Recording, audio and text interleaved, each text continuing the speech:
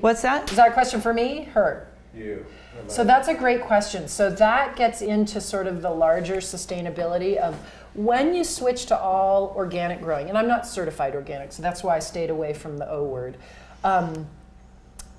There's the dairy and there's all sorts of words I have to stay away from. A lot of regulations, yeah. Because I don't want to seem like I'm competing or putting down, right? Yeah, Any of and we the- never say Monsanto or anybody else like that. Right, or else you get into the Oprah meat thing. But essentially you're going for, when you start to create non-monocultures around the farm, the successive benefits, a lot of people will call it Polyfarming? Polyfarming, but also, people sort of think it's spiritual as well. What am I thinking of? Not herbiculture, permaculture. Okay? And the basic idea of permaculture is that we're modeling what nature would do naturally, which is they've got a pretty good, nature that is, has a pretty good system of controlling certain bugs, diseases by, we think of a concept like complementary plants. If you have basil and you don't want or roses and you don't want aphids on those things, then you plant onions next to those things or marigolds. And so there's lots of things you can do, like the Three Sisters, which is something that we try and do here every year at the farm, where you have corn, which creates a trellis. You have beans that will grow up that trellis and fix nitrogen, because that corn is taking nitrogen. And then we shade the soil with something like a squash. So what you have is we're not taking any more than we need, but we're balancing it so there isn't a niche for those invasives, I'll call them, to get in. So corn, squash, beans, the and Three Sisters. That's what we're going to have Seth plant. And he can plant it here if he wants to. Oh. Ooh. We do all sorts of community, they're CSAs, but they're sort of CSAs in a different kind of style, because I really invite, I call it the Friends and Family CSA, because you can come and learn how to grow things. You get a little bit of a harvest, and there's no sort of guilt around it, right? Because there's no money lost. I get help with the garden. Right. We all share in whatever we did or didn't do that summer, and people get a chance to see, well, if you don't weed for a week, this is what happens. So the only problem then, once you start, and it takes years to balance out kind of your pests versus invasive weeds, all these different things, is organic farming generally is going to take a lot more labor. But if rather than weeds coming in, I have a cover crop that grows back like an alfalfa in between my rows, that's, is that a weed, or is that a beneficial that's actually helping me throughout the year? And I'm just going to weed out so it doesn't strangle the carrots or whatever that are coming up. So it's a really different way, and it's interesting. I have, and I don't know, I have a person who leases a piece of the land where you saw the hoop house. He is while organic, he's a much more traditional grower, because his background is indoor growing, so he likes the ground to have nothing on it.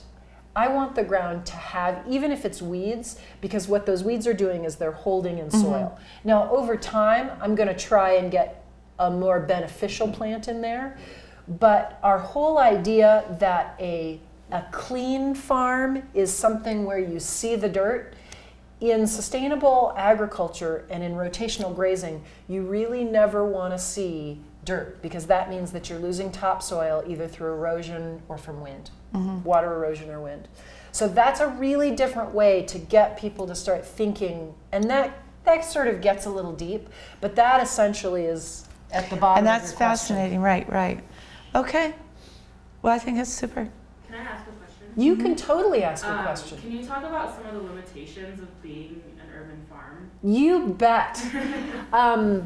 That's really my background, is, when I bought the urban farm, I knew that part of what I would be doing is trying to teach communities how you live in simpatico, right, with growing, because traditionally part of what I wrote in my dissertation was understanding that it is very hard for farming and traditional farming and urban areas to coexist because people don't like, dogs would bark at the animals. They don't like the smell of manure. A lot of times my neighbors, it's actually someone's dumpster that smells, but they perceive it to be the chickens because I'm the easiest thing to see. So it's really about, do you want local food? And if you want local food and you want it to be organic, then we have to start the conversation of, well, then I need a pile of manure. And I need to be able to do that. And certainly within reason, I don't want to offend people, but there are days that I'm going to have to bring a tractor around possibly and slow up traffic because when I get my seed deliveries, a semi-truck has to back in to 38th and that causes inconvenience for a lot of people. So there's a lot, and I happen to be on the planning commission for Wheat Ridge, but when we rewrote those urban agriculture codes, because it all falls in the urban code. Right. What does it then look like to safely enable people to have goats? But on the other hand, I'm not the person who says, well, we should be able to have everything all the time. Because, fear of bees is a very real thing for people. And I don't know if you guys know this. Oh, no, that's me. Yeah. Oh, yeah, babe, all day long. We don't put a picture of a bee on honey jars for a reason, because it scares people. And so you typically put a picture of the hive, but you don't put a picture of the bee because And I always wondered why you had a bear. Because they what eat does the that have honey. to do? Exactly. But yeah. But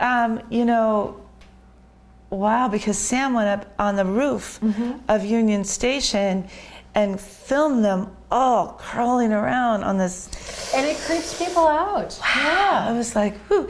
But also, his drone sounds like bees. Yes. And no matter how many times I've heard it, I flinch. Yeah. And these are real fears for people, as well as, invasive weeds. So when I first bought the property, there had been horses grazing the entire property, and unfortunately, because they weren't managed well, and horses aren't full ruminants, there's a potential of them spreading a lot of weed seed, which is what happened. So when I took those grazers off, the next year it was, literally 5 feet tall of some pretty and bad invasive weeds. And my neighbors started calling the city. What are we going to do? We've got a farm that has weeds. And I was accused of causing all the allergies in Wheat Ridge, which was kind of funny. But the solution ended up being very cool because while I had neighbors calling in, I called up the city, and I have worked for a long time with the urban forestry manager, and we thought, well, what if because I can't afford bringing in a mower to mow all this down and make it like a golf course. But what if I call a friend up who does this big, and this is really what got me into grazing, who does the big grazing leases and studied with Alan Savory up in Boulder. And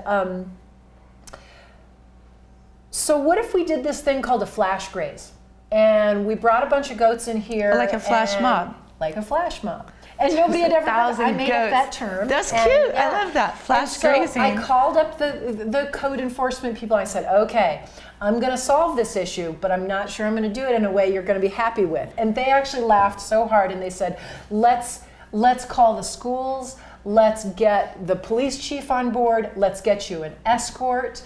And it was so fun because my friend brought in, and it was Lanny Malberg who does a lot of these big leases, oil and gas leases for grazing.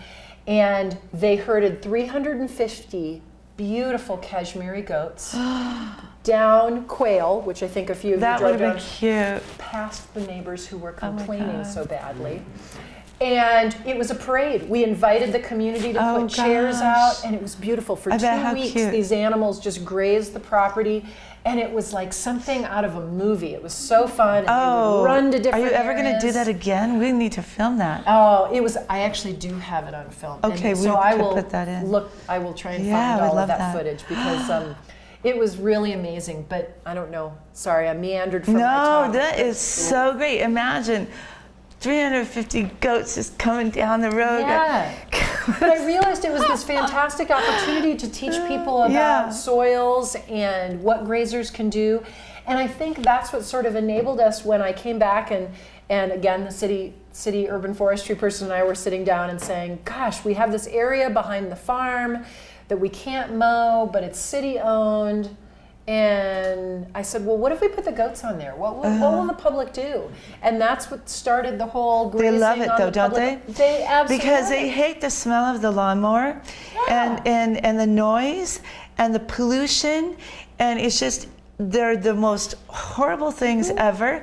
And people, everywhere I've been and seen those, people are always saying, wow, that's a really cool solution.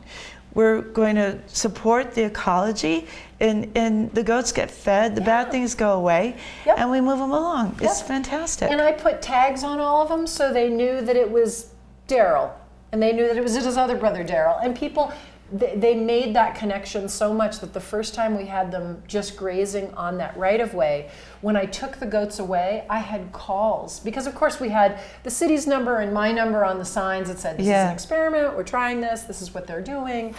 And they said, where are my goats? Where did they go? And I said, they're just fine. They're just visiting another parcel right now. But the ownership, the community ownership that people had around these animals was fantastic. So we realized that there was this marketing piece that we could use that was sexy, right? Soil might not be sexy, but we can talk about these grazers, and they loved them. Well, I think that's the whole thing really, is that we're looking at how we connect communities through yummy food. Goats provide us a great source of food, and they're taking care of the earth. So that's an excellent example of really building these communities through yummy food. Yeah, it was fun. Any other questions? But nobody else can copyright that flash graze. No, you better TM that. You better TM that right away. Exactly. That's a TM, flash graze, TM. All right, you have the cows out there making a coup. Did you hear that? Flash grazing. I'm gonna go out on my own. We've been doing that for a long time. All the animals here do have a voice, just so you know. It's just like your dogs. Yeah.